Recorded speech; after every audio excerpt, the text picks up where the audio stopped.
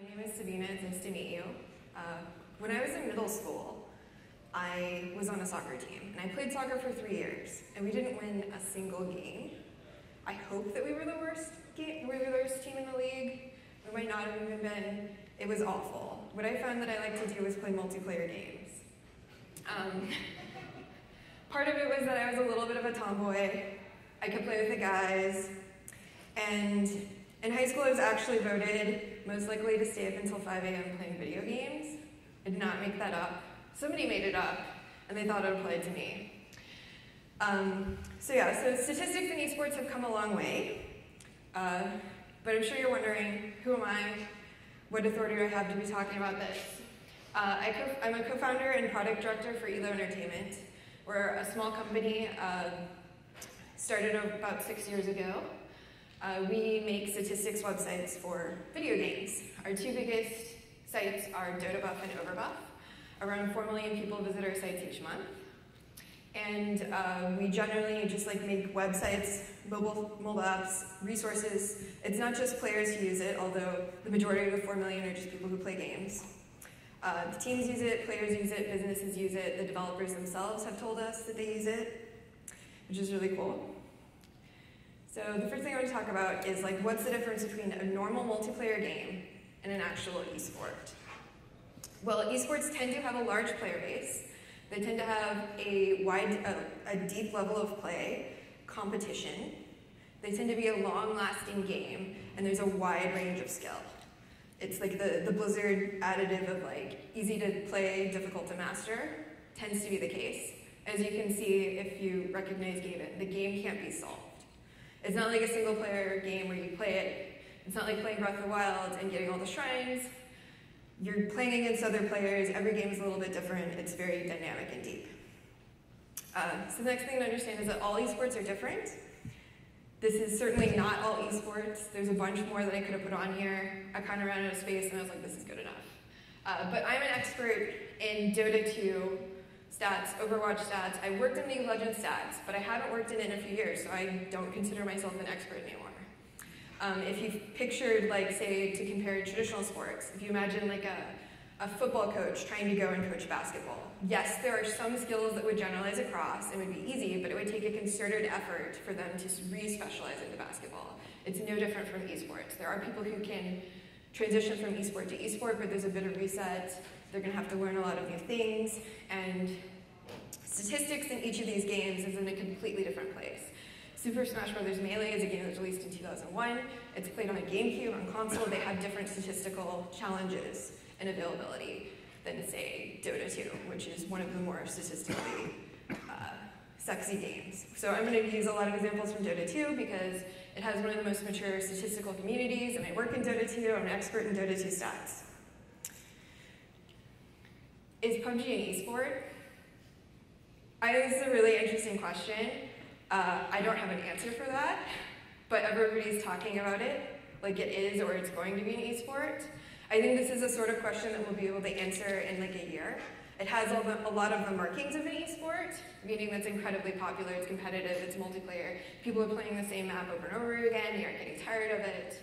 It's great for spectating, but it's missing a consistent competitive format that the community kind of agrees is the way that will determine who's winning or losing tournaments, even though it has had some tournaments already. So, this is a really old website from 2005 around. It was for this website called Gotfrag. This is for Counter-Strike 1.6. This is early esports statistics. You can see there are box scores, which is not that different than what you might see on ESPN if you're following soccer or basketball or something. There's also a combat log for each event that's happening, like somebody killed someone else, etc. So in this example for GameSense, the data was actually collected, a lot of it was manual entry, and then you would use Archon to remote control the server, which means you would have to have somebody physically there type a command into the server, and then you'd have to have the server send logs to another server that's ready to accept the logs. When it came to getting additional data, you'd have to manually save the demo file or the replay file which is like a summary of everything that happened in the game. And it was kind of a hassle. Stats have come a long way since then, but there's still a lot of games that are a little bit closer to this as far as stats go. So to give you an example of where the data is in Dota 2, billions of matches are being played. We're tracking billions of matches. We have over 100 terabytes of live data on Dota 2. We can track across multiple skill levels, so any public matchmaking. So like if you went and you played a game of Dota 2, we would probably get your data. And there's detailed time series data. So we can collect every single input from players in the game, every command for them to like move their character over here, move their character over there, skill this, don't skill that. We can get it all for billions of matches. So we're big data, which is really fun. Where is that data from? So a lot of it comes from a variety of different sources. There are APIs that are provided by developers. Not every esport has data available through all of these different methods. There's web scraping from developer websites that's commonly where esports data comes from. There's the replay or demo files themselves, and in order to automate that, you have to automate a way of downloading the file from the game servers, understanding the limitations of what files you do and don't have accessible, and then parsing them to get time series or interesting information that you couldn't otherwise get. So you have to find a way to decode the replay file. It's not always super simple. Increasingly, there's computer vision being used to collect data, which is one of the ways that traditional sports and their advanced analytics collect data. And then other ways, like there's still some manual entry stuff. Some things are a little rougher on the edges on esports. Like if you've ever tried to watch an esports tournament and the schedule was like not lining up really well or kind of weird, that's where manual entry would come in and massage that data a little bit. But generally, everything that I do is automated because I like technology and I'm really bad at the manual entry sort of side of things. So we like to do things at scale. When we talk about both data for traditional sports versus esports, it's really interesting to see. Because in esports, we have every input recorded that players put in. There's different accessibility levels. First of all, like traditional sports and esports have different accessibility levels, and there's a different level of data accessibility. So like traditional sports, like if you wanted to play basketball, all you need is a ball and to like walk down the street to a park to make it happen. In esports, you probably need a computer, maybe a console, depending on the game. And then there's different data accessibility. So in esports, like most of the data is commonly becoming accessible to all players who are playing on an internet connection, playing online games. They can get their data, which is really, really cool. In basketball, a lot of, at the lower level, like high school, lower amateur leagues, all the data is manual entry. So it's not super accessible, and advanced analytics aren't accessible to normal players. So you have this interesting situation where, you know, as the data is available at like the NBA level, it's starting to trickle down to the college level, and it's going to be like the wealthy high schools who get advanced analytics tracking in sports first, which is going to create a weird situation where the poor high schools are less likely to be scouted because they don't have the data accessibility that's going to be aggregated. Esports doesn't have that problem as much. It tends to be like a lot more global in the availability of the data. There are some restrictions in the sense that you need to be playing on a competitive enough server to have good opponents, to get good enough to be playing at a professional level. And we have way, way, way, way, way more data in an advanced way, which I think is super cool. And by the way, that's Jeremy Lin. He's my favorite basketball player because he plays Dota. And he goes to my website. So that's what it takes for me to have you be my favorite basketball player. So there's a really interesting thing going on right now. And if you've been going around South by, you've probably kind of caught wind of it. Like the technical accessibility of new things like machine learning used to be way, way more difficult to get started in 5-10 years ago. Now it's super easy. Cloud computing also is becoming more and more accessible. So if you want to like query a huge data set, it's never been easier. There's more increasing business cases for using data, and esports obviously is a growing market. If you're here and you're just like a human that's been alive for the past 5 years and you knew enough to get to this talk, you've probably heard esports being said more and more frequently in a mainstream setting. So what is the future of statistics in esports? Well, as I mentioned, there's enormous opportunity here. We have way more data than we have time or resources, which is pretty common in any industry that has a lot of data, right? Like you're never going to run out of things, cool things that you want to do with the data. And there's increasing business viability because of the growth of the esports, and fun technical challenges that are possible. So I hope that some of you in this room are going to do something cool with esports statistics. I want to see you guys be part of the future. So I hope that I can empower you and excite you and inspire you.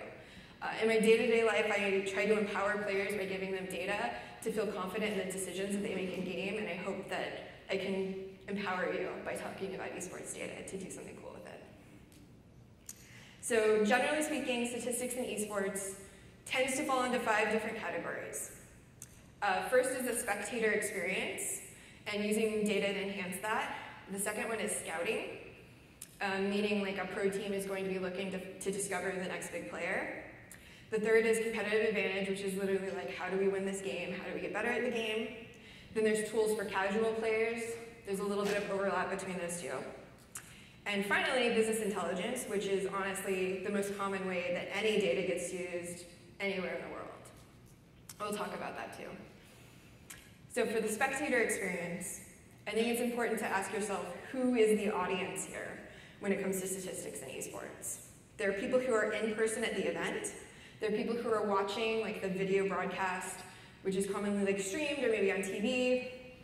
There are people who are just following the tournament but aren't necessarily watching the video, or like maybe they can only watch an hour and they still want to be following what's happening and who's winning.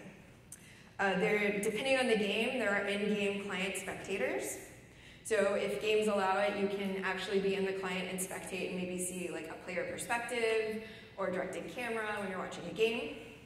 And then there's increasingly fantasy players, which I'm kind of using generically to refer to any player who has gone out of their way and created an investment in the game somehow. So historically, a lot of esports events have been focused a lot on the in-person, and increasingly they're starting to focus more on the people who are watching the broadcast.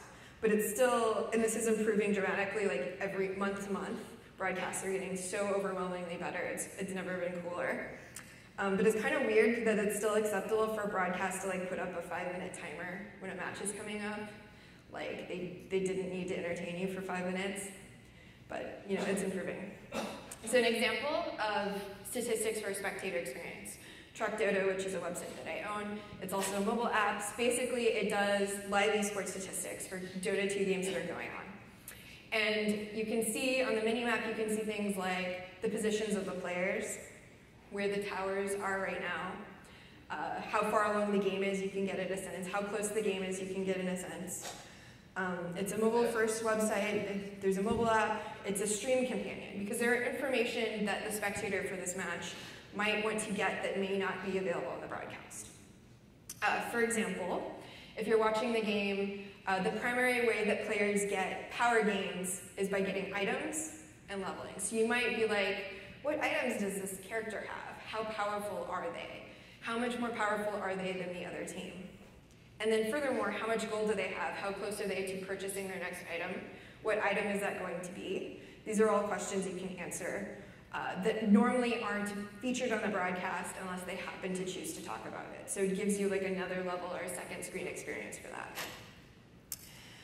Alternatively, it's an alternative to a spectating experience. So if there's a lot of games going on, you want to track multiple games at once.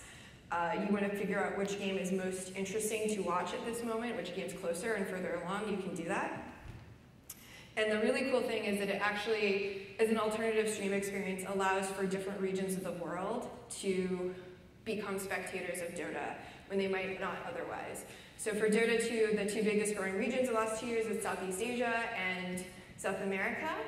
And in the Philippines, actually, often there is not access to good enough internet to watch a video stream, but they're really, really rabid fans and they really, really love the game. So Track Dota is a really popular tool in the Philippines for them to be tracking what is going on statistically when they're not able to tune in.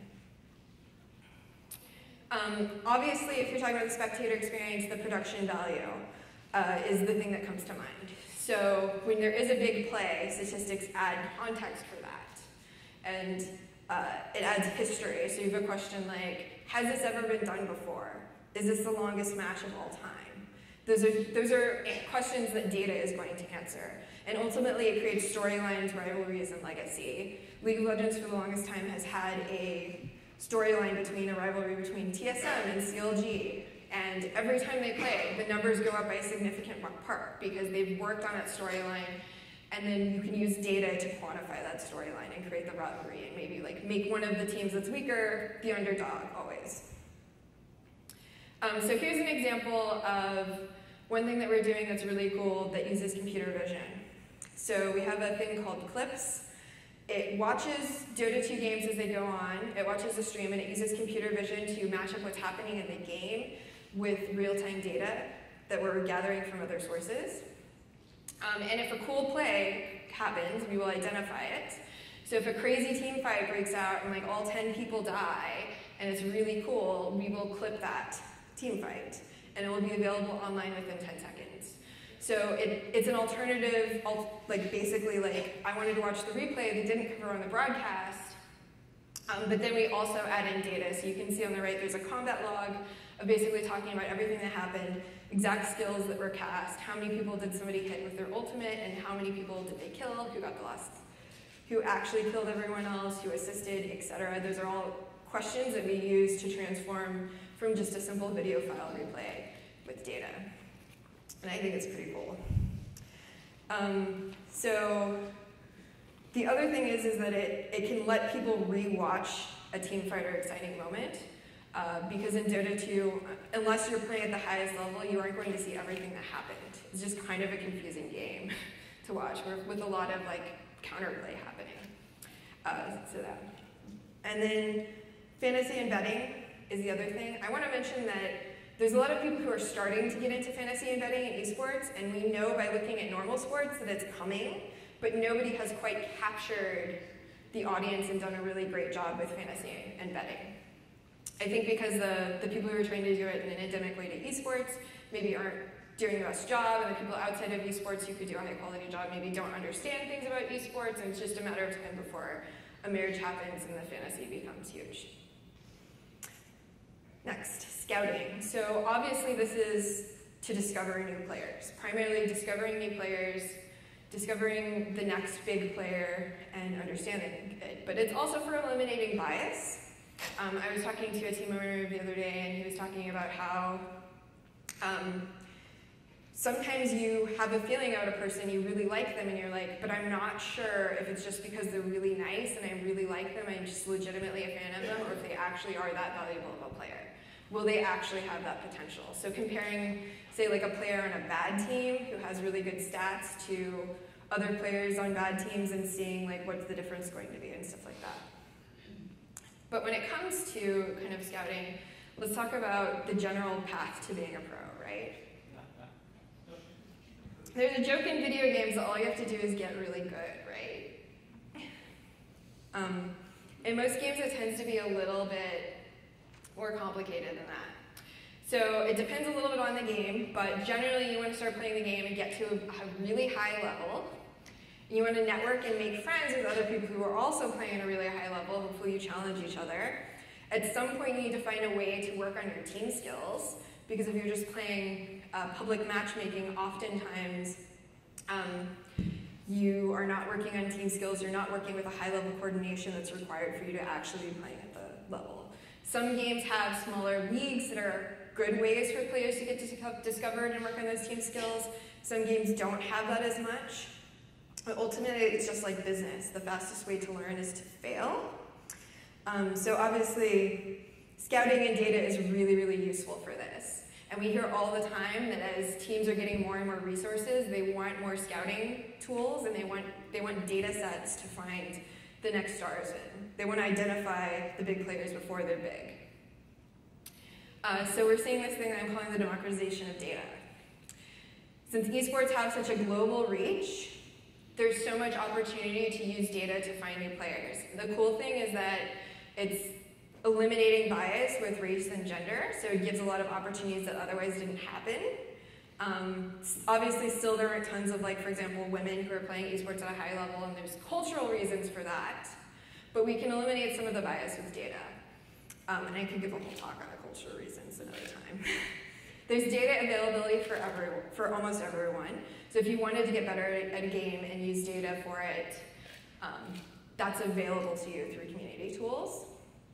I used to lead a top World of Warcraft guild, and like back in the day, we had to make our own models for the fights and do our own like analysis and stuff like that. Not as big of a deal anymore. The tools are available. There's a lot of open source software that's super useful. And because the data is available, it allows for anybody to learn from the pros. Not just from like watching a video, but seeing and breaking down the game and seeing how they're doing. And hopefully the data can be empowering people. Because right now, a lot of the scouting tools are not publicly available. They're baby tools that are being developed internally, like in the major sports teams that have just developed and purchased teams.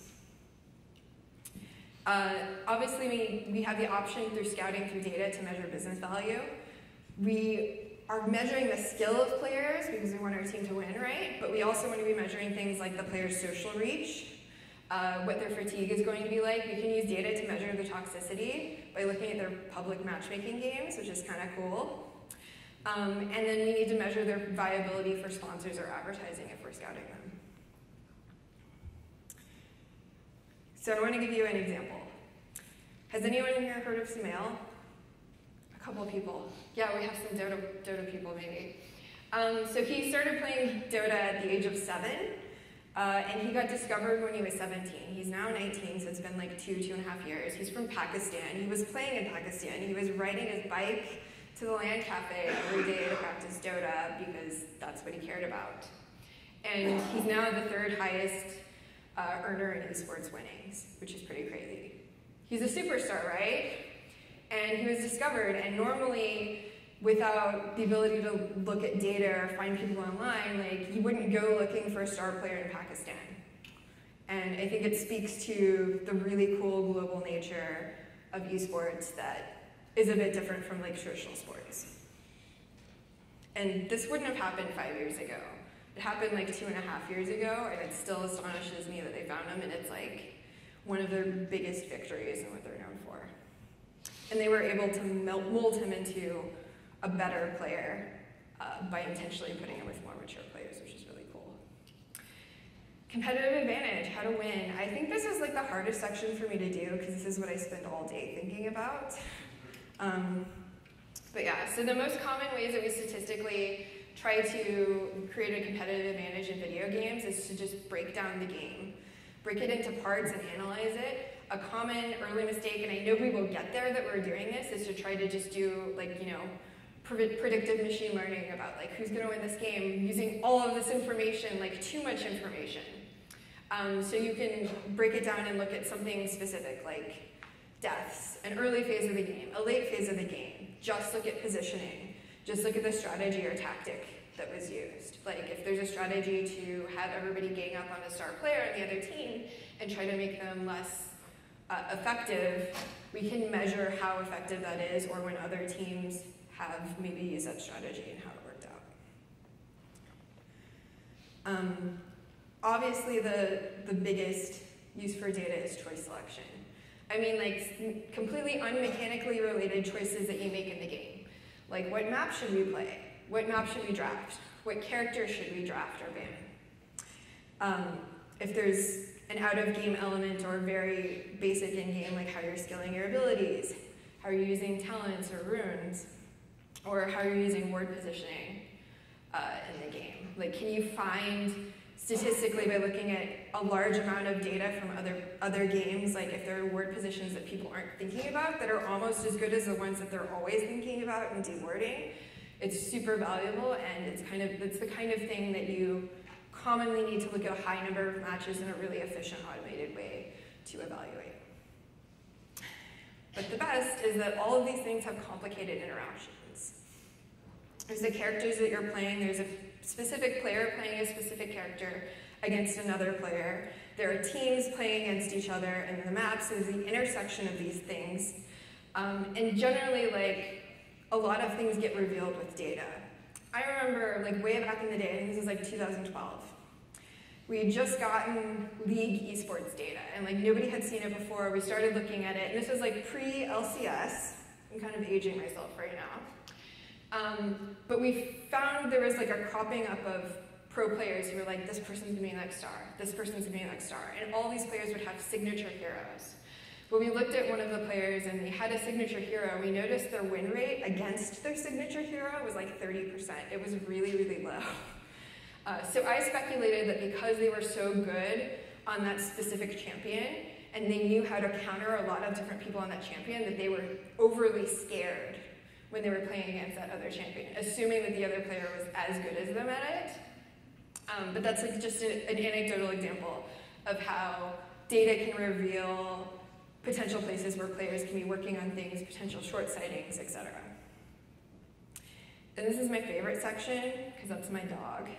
He's super cute. He couldn't be here today because South by does not sell dog passes, but maybe one of these years.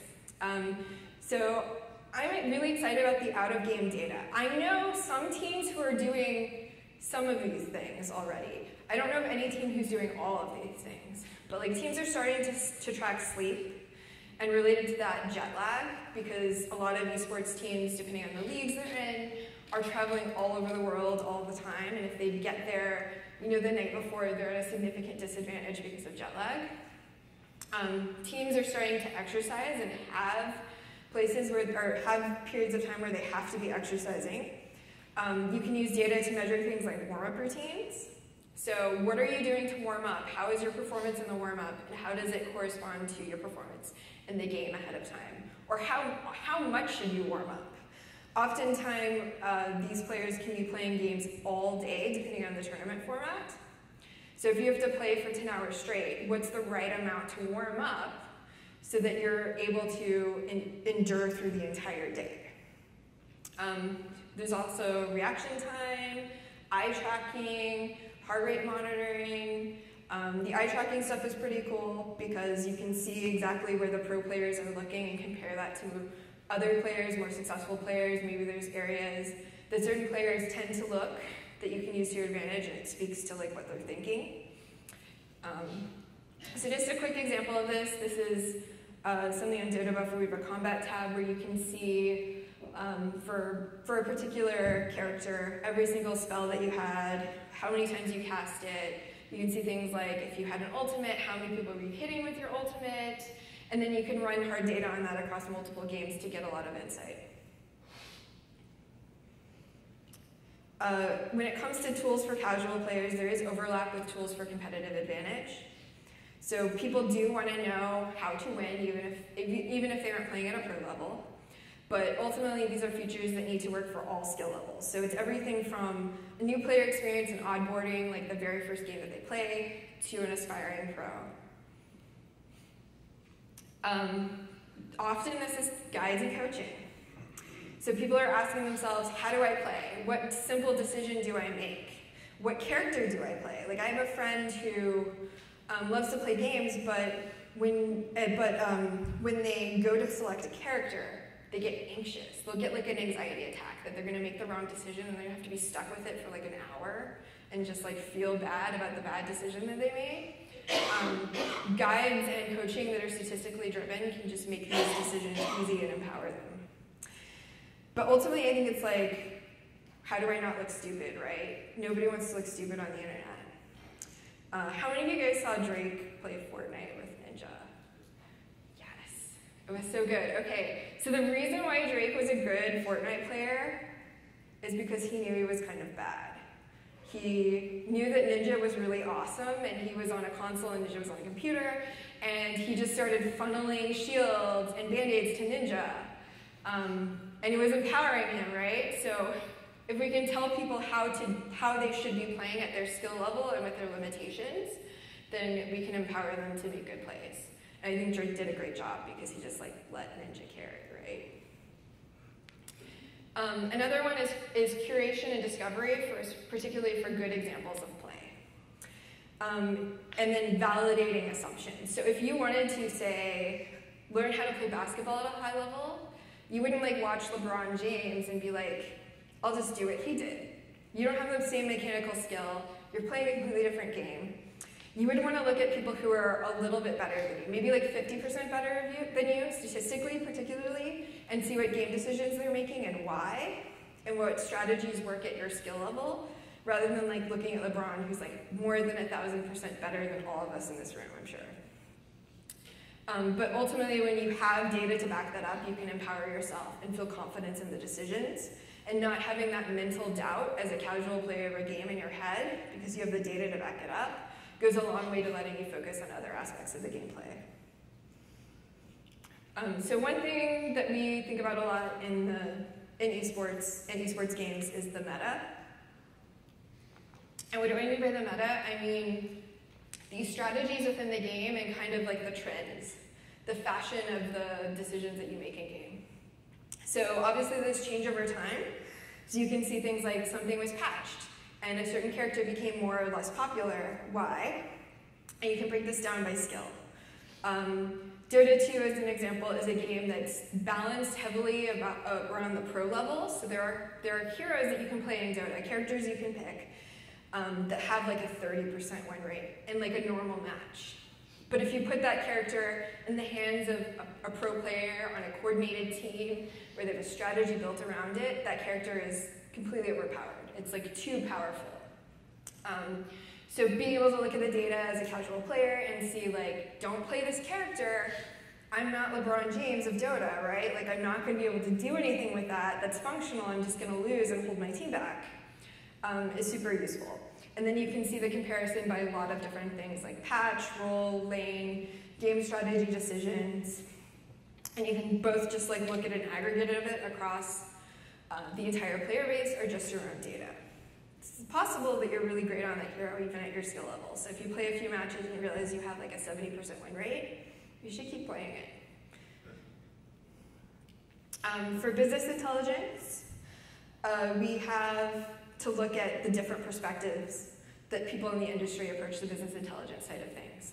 There's the team, and like scouting is a great example of how a lot of teams might do business intelligence.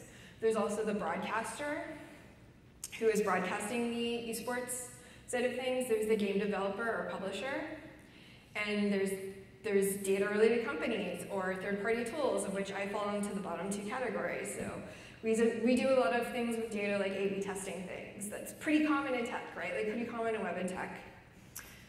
So one of the biggest ways that we look for up-and-coming games is to identify games that are getting big. So like when Drake played Fortnite, like it was trending on Twitter, everybody's talking about it, and it was already a really popular game. So evaluating if that's worth investing monetarily in as a business, we're going to be using data for that. If you look on Twitch and you see a top 5 streamed game that you hadn't heard of, you're like, why is this here? Maybe you look into it and you're like, oh, all the top streamers are getting paid right now. But maybe it sticks around for like a month and you're like, no, this game is actually a big deal. This is worth investing in, we should be evaluating. Data can show you that. There's player retention and growth. So we're looking at acquiring new fans, recapturing fans. It's really common for people to play a game and then they get busy, get jobs, get too old, can't play as much. I'm an example of this.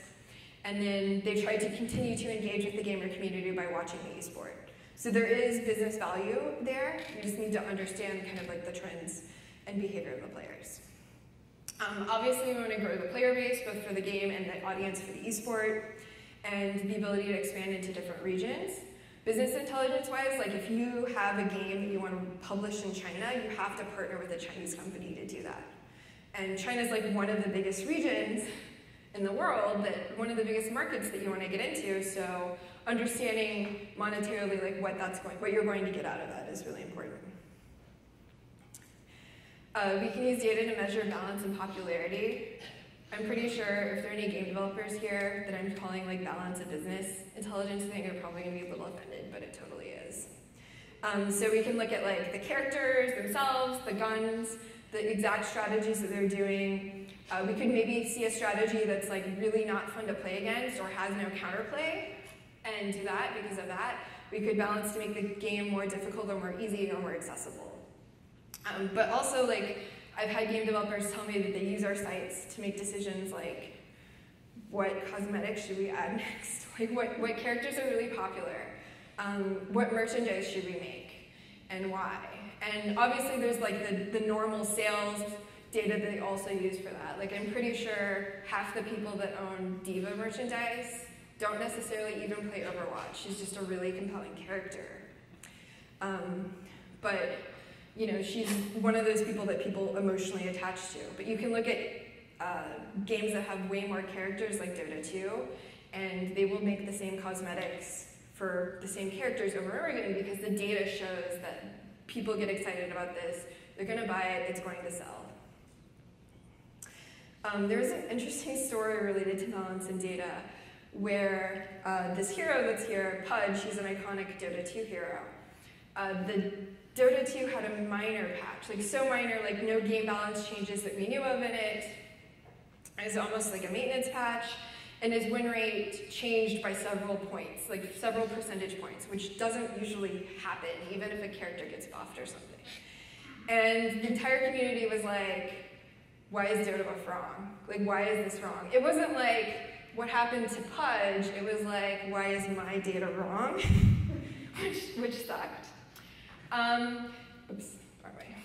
So, we did nothing. We had no response to that. Because we were thinking about it, we're like, we haven't changed any of those systems in a really long time. They're pretty stable, like, our test suite makes sense.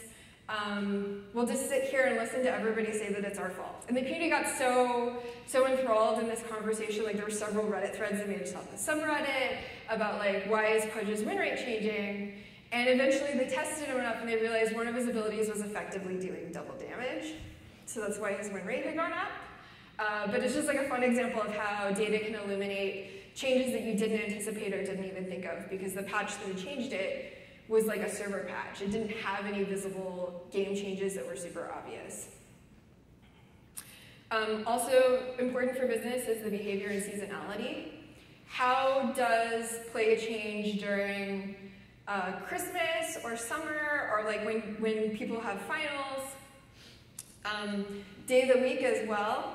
So on Dota buff, our traffic correlates to people playing a lot. So Saturday and Sunday are highest traffic days because people playing, they're going to our site, they're looking at their stats. Makes sense, right?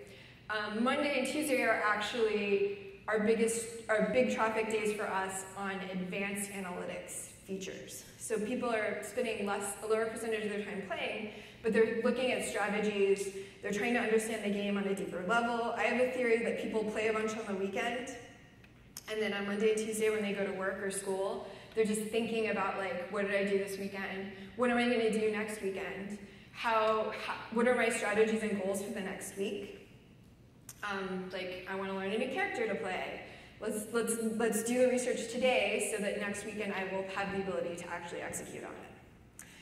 And you can see things like the lifespan of a player. Like, do players tend to play for like 6 months at a time and then stop playing altogether? Is there an opportunity to recapture them? Like I play games for like 5 or 6 years. I don't think that's normal, but maybe it is. And then you can also do something like calculate the monetary value, or the average monetary value for each user, which is a little businessy, right? Like it's not super normal to calculate a number next to your person and say like, you're worth like $10 to me, or you're worth $100 to me. But that's what we do in business with data and business intelligence. So, to recap, I think there's something really, really cool happening right now. It's an exciting time to be alive for esports analytics and statistics, so I'm glad you guys made it here.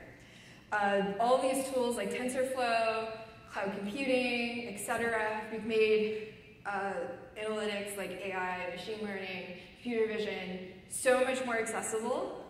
And there's increasing numbers of business cases and a huge growing market. Like I didn't even put a slide in here. I was debating putting a slide in that was like, esports is growing. I'm like, do I really need to say that? You guys are smart, right? You've seen how crazy it's been getting. So how can you contribute? You can support your local stats, tools, and community. You can pressure developers for more stats, because I showed you Dota. Dota has a lot of data available. Most games have less data available. And you can make something yourself, or just use data to get good because you like to play games. Like, nothing wrong with that. But I want you guys to be thinking about ways that you can be opportunistic, because there's so much opportunity right now in the market, and there's so much change that's happening. There's a lot of ability for you to empower people with data. And we have a long way left to go. So if there's one thing I've noticed at South by, particularly on all the talks that include esports, maybe you guys have noticed it too, there's a lot of mainstream sports getting into esports. Like, I think I might be one of the only talks where like I'm not in no way associated with a professional sports team, and that's weird, right? This is changing fast. A month ago, I went to the MIT Sloan Sports Analytics Conference, and everybody was saying esports. I heard people talking about esports in the halls. I heard people talking, about esports on every panel that was not about esports. It was going to be about normal sports, and people would be like, "Yeah, but esports. Let's speculate on that a little bit." So it's really, really exciting. There's so much opportunity. There's a lot of money and traditional sports stuff flowing into esports, particularly around the analytics. So please help me do cool stuff with sports. Thank you guys. I have time for questions.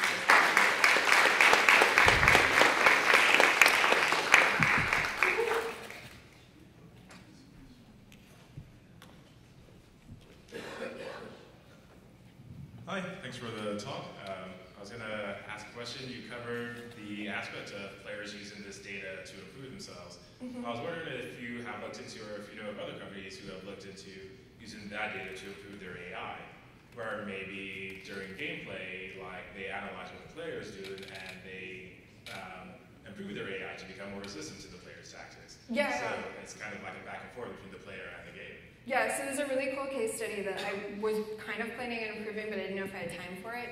I don't know if you've heard of OpenAI.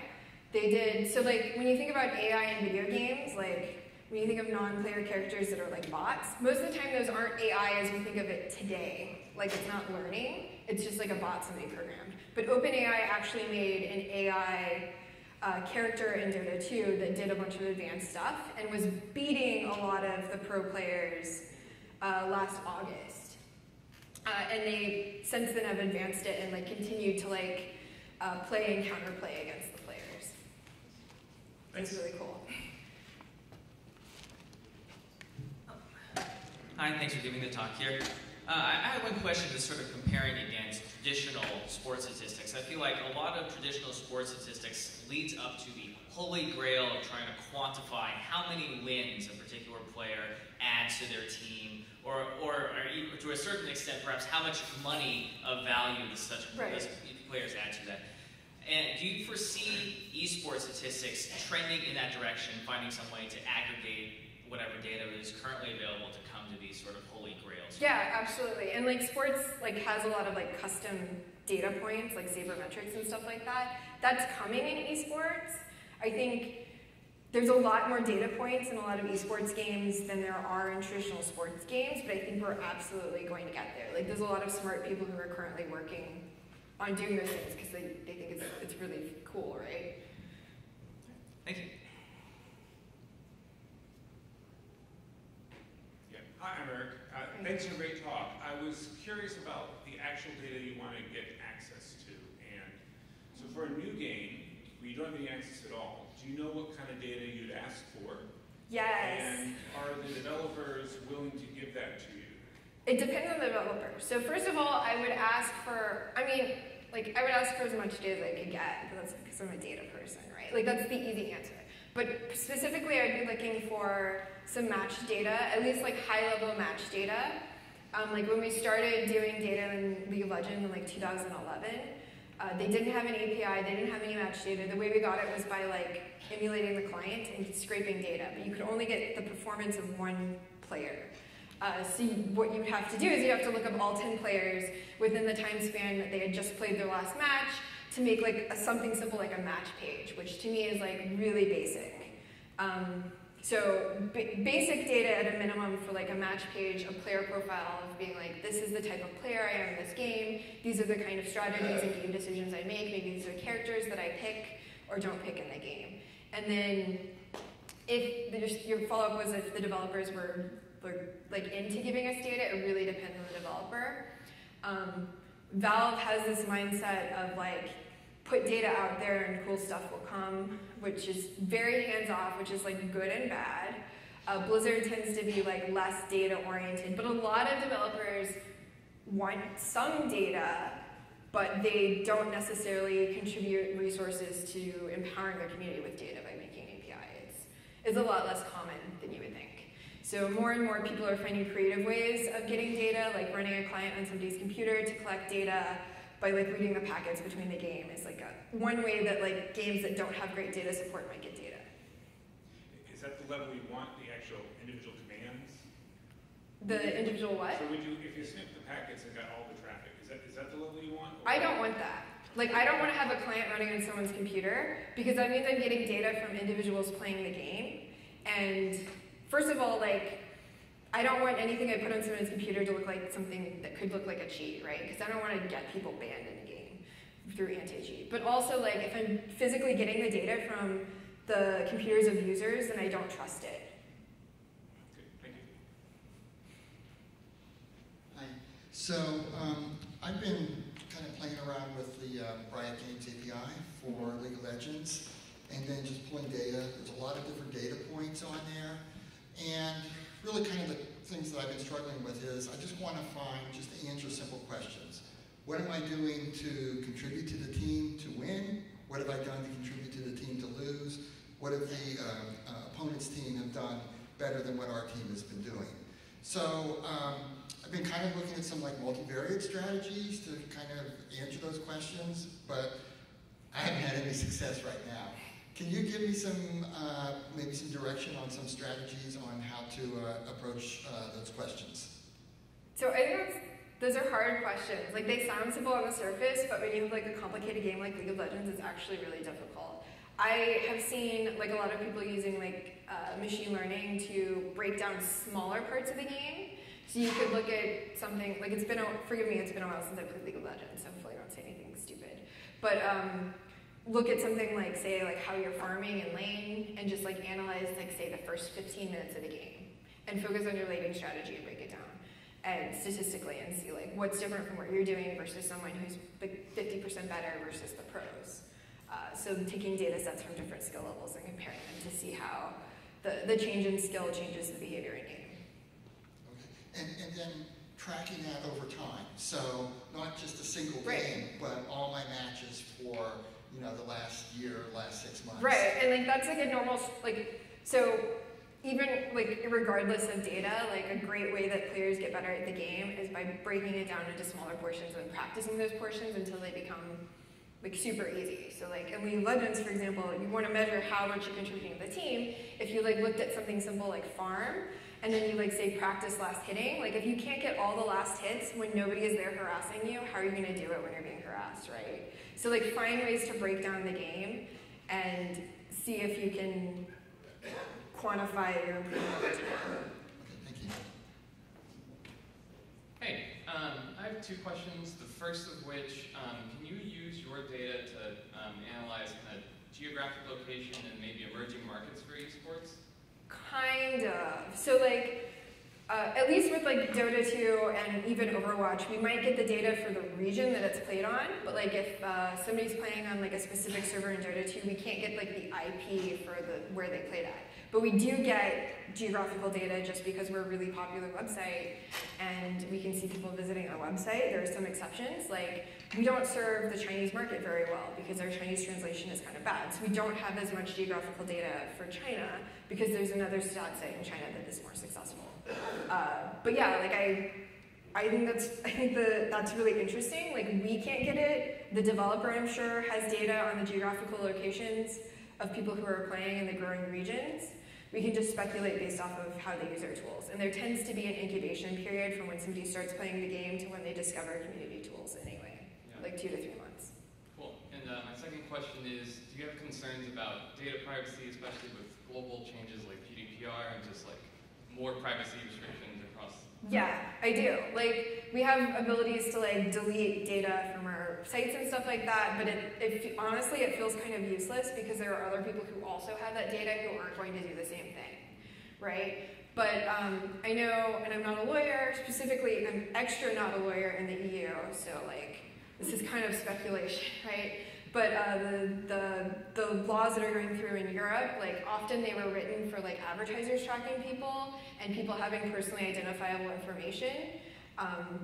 If you're playing in a public match with like 9 other strangers, like who owns the data, right? Like I think those are really interesting questions. And like, should you have an expectation of privacy when you're playing in public matchmaking in like an internet public place, right? I think it's complicated. Like I don't have the answers, but I think about them all the time. Yeah, cool. Thank you. Hi. Other than Dota Buff, what are some examples of like really good websites for esports analytics in any game? I think that OPGG is like cool on league side. I haven't, yeah. And then even just like within Overwatch, like I think Winston's Lab does a great job. They do more of the esports side of things, and our Overwatch side is more pub stats. But yeah. Hi, my name is Benny. I actually built one of my own analytics platforms, and I just want to say I really like the way like Dota Buff is laid out right now. I've actually taken some of the contribution graph and some of those inspirations from Dota Buff, so it's really nice. So I actually had a question. I want to get your take on this. What do you think about the future, I guess, of MOBAs in esports? Do you think they're here to stay? And if so, do you think they're going to surpass actual like sports? Like for example, on TV, like right, there's a lot of NBA teams actually buying up esports teams. And do you think like esports as a global competition, like is that going to overtake actual sports? So it's interesting, when I was at the sports analytics conference, like there weren't that many esports people. It was like, I think there were thousands of people there and maybe like 10 to 50 esports people there. And everybody was kind of scared of it. Like you saw when they were talking about sports that they were like, well, we know millennials' behavior is changing. People are watching less and less football on TV, but we don't understand them well enough to know how to capture them. And obviously like esports has been growing, streaming has been growing. Like I spoke to someone, like I guess the NFL streamed some of the games on Twitch, and those numbers were not that different from like a big esports broadcast. Or like looking at the streaming numbers for something like, well, the Olympics just happened, like Shaun White, which is like peak viewership for the Olympics. The streaming numbers were not that different, not that far off. So I think esports has a ton of potential. Like if I were an NBA team, I would absolutely invest in esports right now when it's cheap. I forgot the beginning part of your question. I feel like I'm forgetting to answer something. That's basically, I was just wondering if you would think that if there is a future in esports in the next decade, would it be MOBAs? Like, I don't know. Man, it's hard because everybody's excited about Battle Royale. I think Riot as a company, because yes, they are working on other games, but like they basically have League. I trust them in the sense that I know they will do whatever it takes to keep League in a stable, good position as an esport. So I don't see League going anywhere in the next like 10, 20 years, but this is literally just like speculation, right? Yeah. Other esports have disappeared after 5 or 6 years or something, so.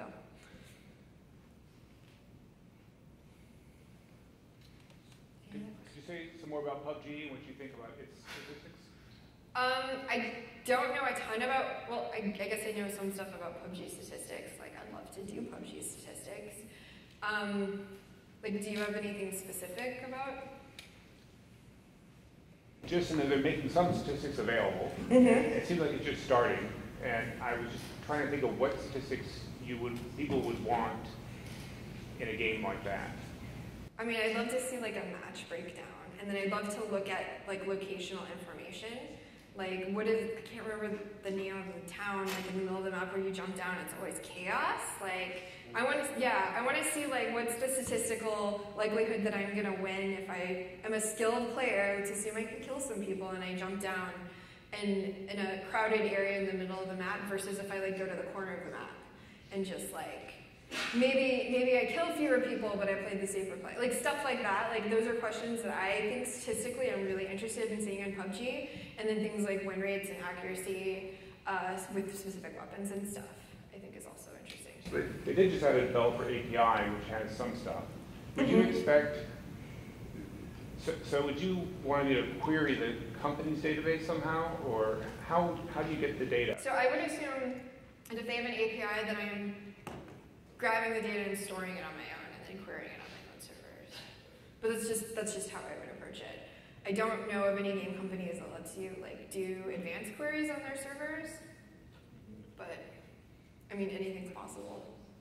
Because it's unclear if you can just see the game you're in, or you can see other ones. Sorry? So if they did give you the ability to query the game, I could see you doing it while you're playing the game, add-ons like that. I was just curious about how you would get the data out, because you're not playing those games, right? Other people are.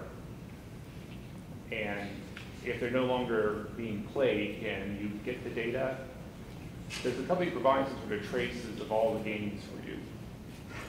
It depends on the game. So there could be a game where there's data available, but it's like in the client, and you have to be logged in, and you only see your data, right? Or there could be a game where you can look up anybody's profile in the client, and you can see the data, and then that would make the data accessible to everyone. Do you have any other questions? Thank you everyone. Oh, no. All right, sorry to just do one more here. I remember, so I noticed the name Dota Buff, and I realized that you were the same folks that worked on ELO Buff back for League of Legends. I was just kind of curious, whatever happened to that product? Did it just not work? We liked it. So we launched it. We liked it. It was profitable basically immediately. And we were approached from somebody in Dota 2 to do Dota 2 data. And there was a few things that happened in a short, like 6 months to a year period of time, which is that we decided to do Dota as well, and we were too small of a team, we were bootstrapped, we didn't have funding, so we kind of stretched ourselves too thin, and we weren't able to do both products at once. At the same time, like, we really liked League, we really liked Dota. The data in Dota was so much more exciting at the time. This was like long before Riot had an API or anything like that. And we had some other things like ELO Buff was behind a paywall, and we never really loved that. And after we created Dota Buff and it wasn't behind a paywall, we were getting stats to everyone, we got more excited about that, so we decided to focus on that. Thank you. So actually, I have one more question. Sorry. So the platform that I'm working on is called Legends.ai. So what we were trying to do is like AI statistics, and actually, one thing that we knew was going to come up in the immediate future is if we were to add a subscription model to it, which I know Dota Buff does, maybe, what do you think about the concern of players wanting to, like, they're worrying about privacy? Like, what's your take on that? Like, because I imagine some players don't want to have their statistics shown publicly. Right, so it depends, it depends on the game. Dota has a privacy setting, so to have your data available, like with your Steam name next to it, you have to check a button for that to be available. Otherwise, we still get the data, it's just anonymized, which I think is kind of a reasonable solution. It varies from game to game. Like Overwatch, there's remotely no privacy settings. I think allowing people to have like the ability to delete their data or like mask their data or anonymize their data is like a nice thing to do. There are companies, for example, in Dota, who, when we download the replay, the data is not anonymized. So we can see all the Steam IDs, and we go out of our way as a company to keep it anonymized as it faces the users and to like just not track people unnecessarily when they haven't, consented to it in any way. But a lot of companies don't do that. It's totally the wild, wild west out there, where if the data is available, somebody will use it, someone will display it, make it publicly available. And then whenever they Google, like people will use their real name in game, why I don't know. When they get Googled for like a job interview, you'll see a bunch of game stats. And then maybe there's also, like there's other stuff that's available, like the chat log is available in Dota 2. So maybe they Google their name to see, your game stats, they see you raging, saying a bunch of inappropriate stuff in game. Like that's totally possible, right? And I don't think that should exist. That's too far for me. Even though I'm generally like a data positive person, but we as a company, we try to go out of our way to be respectful of that. Thanks. Thank you guys.